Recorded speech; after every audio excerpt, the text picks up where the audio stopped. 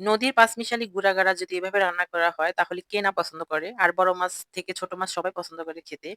যদি হয় নদীর মাছ। তো আমি টক টমেটো দিয়ে ভুনা করেছি। আমার বাসায় সবাই পছন্দ করে। ভাতের চাল একটু বাড়িয়ে দিতে হয়। এই মাছটা এভাবে রান্না করলে। আজকে আমি অন্যভাবে রান্না করেছি। সবসময় তো ভেজে রান্না করি। চলুন দেখে নেওয়া যাক কিভাবে রান্নাটা করেছি। হ্যালো এভরিওয়ান আসসালামু আলাইকুম। এখানে আমি নদীর পাঁচমিশালি গুড়া-গাড়া নিয়েছি। সব ধরনের মাছ আছে এখানে। তো এগুলো কেটে দিয়ে পরিষ্কার করে নিয়েছিলাম। এখন আমি রান্না করব। তো এখানে আমি পরিমাণ মতো দিয়ে দিয়েছিলাম তেল, রান্নার তেল। তো তেলটা গরম হয়ে গেলে এখন এর ভিতরে দিয়ে দিচ্ছি পেঁয়াজ কুচি। পেঁয়াজ কুচিগুলা আমি ভেজে নিয়েছি। এখন দিয়ে দিয়েছি পেঁয়াজ বাটা, লবণ পরিমাণ মতো, দিয়ে দিয়েছি হলুদের গুঁড়া, মরিচের গুঁড়া, এখন দিয়ে দিব ধনিয়ার গুঁড়া।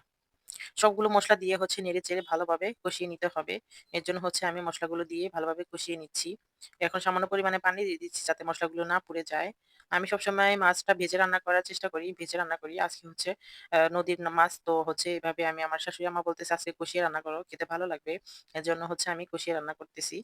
এখানে আমি টমেটোগুলো দিয়ে দিচ্ছি। এগুলো টক টমেটো। টক টমেটোটা একটু কষিয়ে নিব। এর জন্য ভালোভাবে নেড়ে-চেড়ে আমি মসলার ভিতরে দিয়ে কিছুক্ষণ কষিয়ে নিয়েছি যাতে টমেটোটা সিদ্ধ হয়ে গেছে। এখন এর ভিতরে আমি মাছগুলো দিয়ে দিব। মাছটা দিয়ে টমেটোটা আগে সিদ্ধ করে নিলে কি তো মাছটা আর নরম হয় না, ভেঙে যায় না। কারণ আমি ভাজিনি, ভেজে নিইনি। এর জন্য আমি কিছুক্ষণ নেড়ে-চেড়ে টমেটোর সাথে আলতো করে মাছটাও মিশিয়ে দিচ্ছি। যাতে মসলাগুলো মাছের গায়েও যায়। সবসময় চেষ্টা করবেন যে গুঁড়া-গাড়া মাছ খেতে। তাহলে কিন্তু স্বাস্থ্যের জন্য খুবই ভালো হয়। অনেক মানুষ বেশিরভাগ মানুষই বড়, বড় মাছ আর গোস এগুলো বেশি পছন্দ করে। আসলে অরিজিনালি গুঁড়া-গাড়া কিন্তু খেতে খুবই ভালো লাগে। অনেকে কুটা বাছার জন্য গুঁড়া মাছ আনে না খেতে মন চাইলেও। কিন্তু কষ্টে হলেও কি এভাবে গুঁড়া মাছ এনে প্রত্যেকদিন গুঁড়া-গাড়া খেলে কিন্তু স্বাস্থ্যের জন্য খুবই ভালো।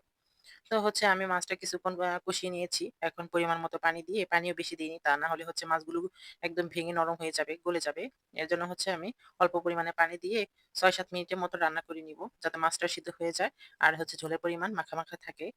এর জন্য আমি ৫-৬ মিনিট রান্না করে নিয়েছি। এখন আলতো করে চামচ দিয়ে একটু নেড়ে-চেড়ে চেক করে নিয়েছি যে লবণ, মরিচ সব ঠিকঠাক মতো হয়েছে কিনা।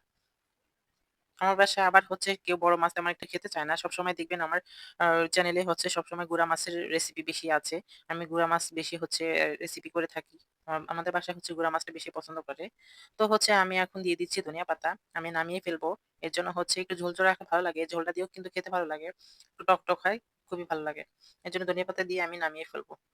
তো ভিডিওটি যদি ভালো লেগে থাকে তাহলে লাইক, কমেন্ট, শেয়ার এবং সাবস্ক্রাইব করতে ভুলবেন না। আর কেমন ধরনের ভিডিও চান কমেন্ট বক্সে জানাবেন। আল্লাহ হাফেজ। আসসালামু আলাইকুম।